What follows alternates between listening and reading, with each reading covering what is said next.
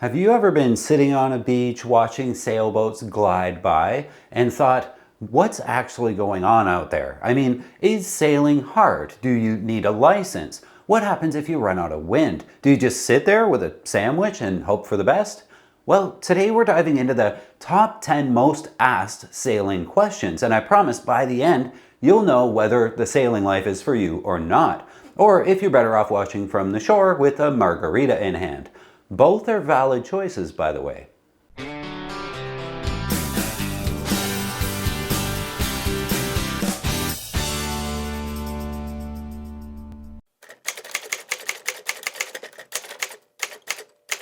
Short answer, it depends. Long answer, imagine riding a bike, but the road keeps moving. The bike has 20 ropes and the wind is your engine. The basics, how to steer, trim a sail, tack or jibe the boat, you can learn that in a single weekend.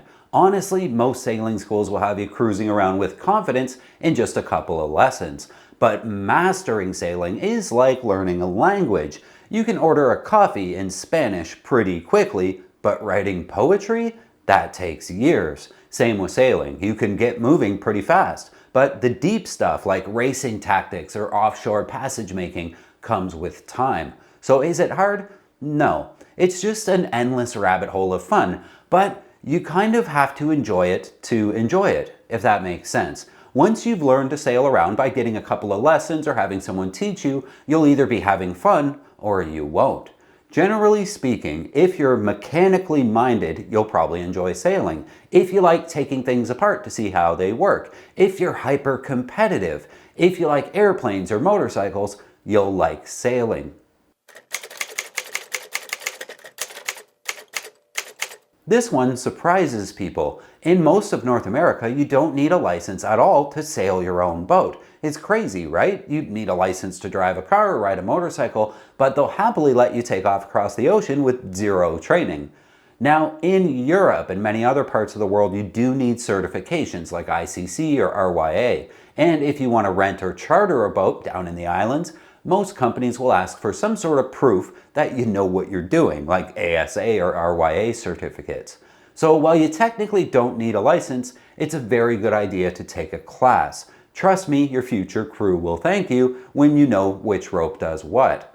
But if you just want to learn the cheapest and least committed way possible, buy a sunfish and tow it down to the boat ramp and have at it. No license is needed. Oh boy, here we go. The money question.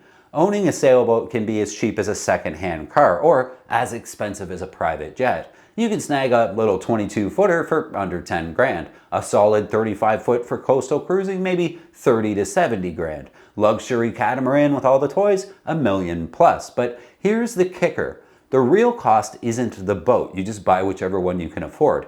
It's the maintenance and the dock fees and the insurance and upgrades and the constant little tickle of, I just need one more thing kind of purchases. Rule of thumb, budget about 10% of your boat's value per year in upkeep. And if that sounds scary, remember, you don't have to own a boat at all. You can crew on other people's boats or join a sailing club or charter when you feel like it. Plenty of ways to get out there without selling a kidney.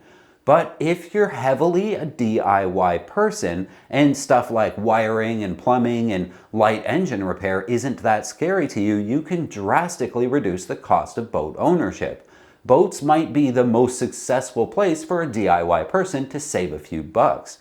You can go from hundreds of dollars an hour in a boatyard to $0 by doing it yourself. The difference between the two is staggering, so the better you are at DIY, the cheaper your boat's going to end up being. Absolutely, and thousands of people do. Picture this, your house comes with oceanfront property wherever you plan to go. Living aboard means freedom, adventure, and sunsets that would make Instagram blush. But it's also tight quarters, constant chores, and a lot of time spent fixing things in exotic locations. Showers, sometimes in marinas, sometimes with a bucket. Groceries, you'd carry them half a mile down the dock or in the dinghy. Privacy, well, let's just say if you live with someone else on a boat, you really get to know them. It's not glamorous 24/7, but if you value freedom over comfort, boat life might be the ultimate lifestyle. Think small and simple. A dinghy like a laser, sunfish, or Hobie Cat is the best way to learn because mistakes happen fast and you'll actually feel what the wind is doing on those little boats. Plus, capsizing is part of the fun. If you're thinking about cruising on weekends, 25, 30-foot monohull is probably a pretty good sweet spot. Affordable, manageable for 1 or 2 people, and forgiving when you make rookie mistakes. The Catalina 22 is by far and away the best-selling small keel boat. Here's a tip. Buy the boat that gets you sailing now, not the dream boat that you'll one day afford, because the only way to learn sailing is sailing.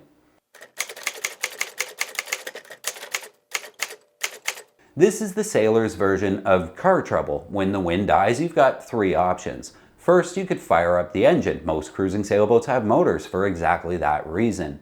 Second, you can wait it out. The wind usually comes back eventually. Third, embrace it. Break out a book, jump in the water, crack a beer. Some of the most peaceful moments at sea are on glassy, calm days. You're basically floating on a mirror, and it's beautiful. Until you realize you're drifting toward a shipping lane, then it's back to option 1. Fire up the motor. Statistically speaking, sailing is safer. Why? Because sailboats move slower, they burn less fuel, they attract fewer adrenaline junkies. But safety depends way more on the sailor than it does on the boat. Bad weather, poor prep, or ignoring the forecast can get anyone in trouble. That said, the ocean demands respect. Life jackets, radios, flares, and a healthy fear of storms go a long way to keep you safe. Think of sailing like mountain climbing. You don't need to be scared, but you do need to be humble.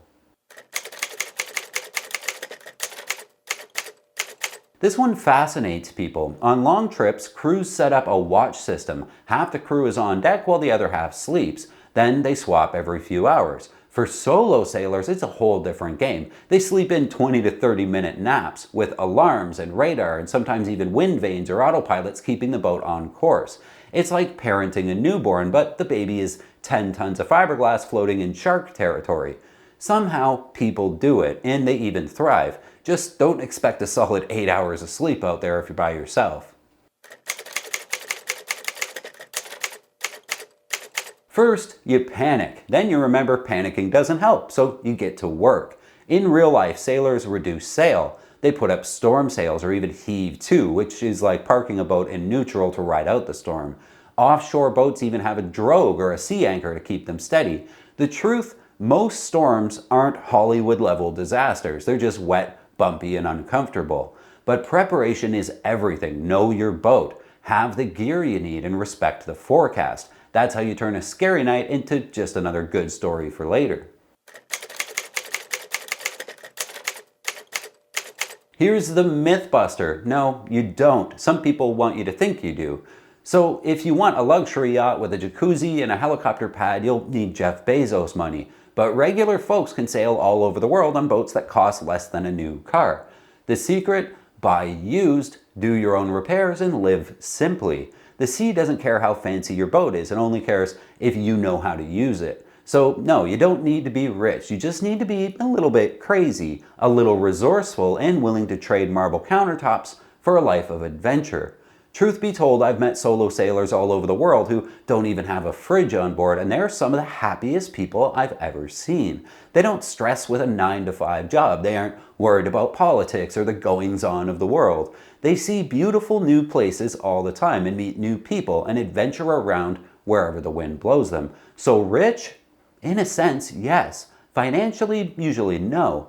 What sailing questions do you have that we can answer? The Practical Sailor channel has tons of old salts watching that have answers and would be happy to chime in, so drop questions in the comments or advice for newcomers. And if you're looking for a boat, check out this article we have on the Beneteau First 36-7. This is a full deep dive into this Bruce Farr designed dual-purpose racer cruiser that gives you a very good idea of what to expect if you buy one of these things. An excellent read. I'll leave a link in the description if you're up for some learning today. If you like sailboat videos, give this one a thumbs up to let YouTube know that sailboat videos are awesome. And hit subscribe so that I can see you again next time.